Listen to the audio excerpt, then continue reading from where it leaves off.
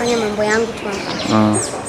2021, 30-year-old Leah Wanja Kimemia received an unorthodox request.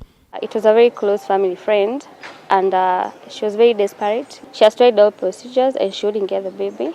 And the only solution is someone to carry the baby for her. Taken aback, the chief executive of a local interior design firm needed time to think about it. But now by the time she was requesting, us as a family had just given birth and she wanted my baby.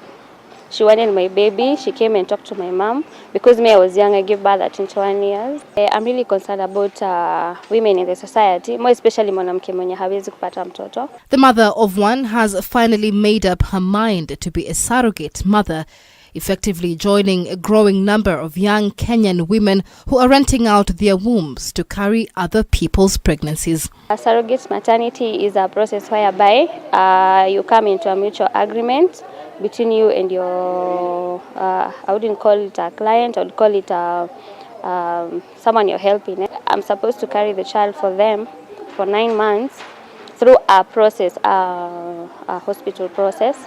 So through the process, then after carrying the baby, I'm not supposed to interact with the baby in any way. Then after the baby is born, they are given the baby, but legally. We take a mature egg out of the body through a process. And we also get a mature sperm out of the man and then mix them somewhere. And once the embryo starts developing, we then transfer the developing embryo into the uterus so that it develops.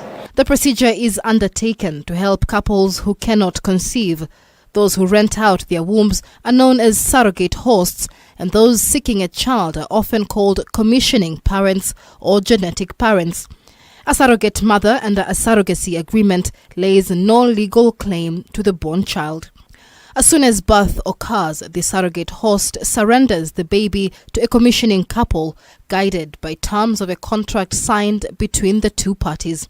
First, you have to have had a kid, a live baby, who is living, mtoto mwenye anaonekana, either from 3 years old and above. They have to examine me. They should know whether I'm completely okay to carry the baby, whether my uterus is fine, whether my health naturally it's okay. I shouldn't be carrying any infections at all. But even as Leah agrees to surrogacy, she is alive to the fact that currently surrogacy in Kenya is still unregulated, and that can be a problem for both donors and surrogates. I would want the law to address the risks that come along with the pregnancy. Let's say, for example, miscarriages. I might get pregnant and I miscarriage along the way. So what happens? Is the contract terminated? Surrogates are particularly exposed because the law recognizes their rights as mothers. Lacking clear legal status themselves, they are seldom provided with independent legal guidance. Such legal issues or ethical issues would be, once this baby is born, what will you place there as the name of the mother? Are you going to say that the person who carried this baby to term should be the mother, especially on the birth notification and the birth certificate? Without written laws on surrogacy, even with a mutual understanding or a written agreement, commissioning parents risk losing their money, their children, or both, either to the state, who might intervene by taking the child away, or to surrogates who later backtrack and decide they want to keep the child. We've had instances where, for instance, the commissioning parent will approach a surrogate mother and they'll come to an agreement of one child, but God blesses and then the mother, the surrogate mother, gets multiple children, 2, 3, and you'll get the surrogate mother retaining 2 of the children and saying, no, we agreed on 1 child, so you take the 1 child, they retain the other 2 children. Dorcas Nyambura, a lawyer from Kenya Ethical Legal Issues Network, says Kenya's unregulated surrogacy process will be streamlined if the Assisted Reproductive Technology Bill of 2022 becomes law.